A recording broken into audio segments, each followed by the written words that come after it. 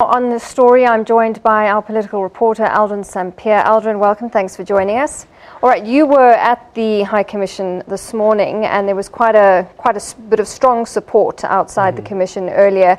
And I want to look at what Maimane was saying earlier today, that the Zambian government denying him entry into that country is politically motivated. So what's at the heart of all of this? Well, definitely that's the argument that he's making, that this is politically motivated. And how else does one read into this decision that has been taken by the Zambian government to deny Mmusi Maimane entry? It can only be politically motivated. And the Zambian High Commissioner is saying today that the reason that Mmusi Maimane was being denied entry into the country was because he said in a statement, now this is what the High Commissioner is claiming and the government of Zambia is claiming, that Mmusi Maimane said in a statement that they will put pressure on the Zambian courts to release HH on bail at least, or let the charges against him be dropped. I will read through the statement that the DA has issued, the statement that was issued on the 25th of this month, where they spoke about Mmusi Maimane leaving the country and going to Zambia, and there was actually no mention of putting pressure on the court. However, though, in that statement, they do say, this is now the DA, that they call on the Zambian government to drop the charges against HH because they believe that there are trumped up charges, considering that one of the reasons that that he faces this treason charges is because his motorcade, his convoy, blocked the presidential motorcade, and that's the reason why the Zambian government decided to charge him with treason. The High Commissioner says that's not really the issue. The other issue is it stems back from the 10th of October, when him alongside other opposition leaders have been trying to overthrow the government, and that's the reason that he's facing these treason charges. And if you look at the Zambian law, unfortunately it says that when you're being charged with treason, there's no option for bail. Okay, so what then is the connection between HH and Maimane? I know that Maimane says HH is his friend, but why has the DA taken such an interest in this?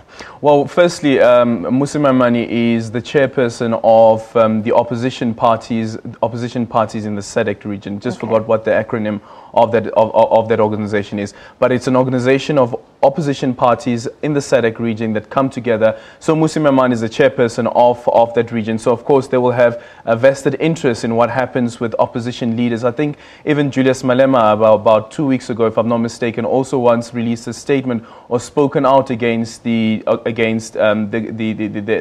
conduct of the government in Zambia against HH. So there is a vested interest for opposition parties with regards to what's happening here, and their argument have of course been that the rule of law in Zambia is not reigning supreme, and they believe that the constitution as well as the democracy of Zambia is being undermined by the government of Edgar Lungu. I read in a news piece also earlier on that actually even the former leader of Zambia, Kenneth Kaunda, was denied access to go and visit HH. HH has released a couple of statements from prison as well, which are quite interesting, and people who are interested in this case, I'd say that just Google HH, he calls them letters from prison or speaking from prison, and just see what he has to say there. All right, very briefly, what's been the response on this from the Zambian government? We saw that upsound earlier from them, but just take us through that.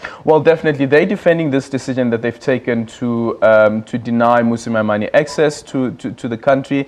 They're arguing that, of course, they believe that he is undermining the judiciary. The High Commissioner said that the judiciary is something that they guard very jealously, and they compare the system to the British system, where cameras are not allowed in a court, for instance. So they can't have a situation where they have the opposition party leader of another country come into the country, and what they believe would be to support this opposition leader and undermine the courts. But something quite interesting, though, is that the Patriotic Fund, which is one of the big parties in the governing party in Zambia, the statement that they released earlier on speaks about the Democratic Alliance being a Nazi party. It says that the Democratic Alliance, they will not be lectured by members of the Democratic Alliance who are architects and beneficiaries of apartheid. They go further to say that Mmusi Maimane must thank, quote unquote, his sangomas, that that he was denied entry into the country, but if anything, he would have been a jailbird. He was a potential jailbird for undermining the processes of that country. All right, so very layered there, Aldrin. Thank you so much. I'm sure we'll keep track of that story and what decisions will be made next regarding that. Aldrin Sampear with us going through that story of Mmusi Maimane being denied access into Zambia.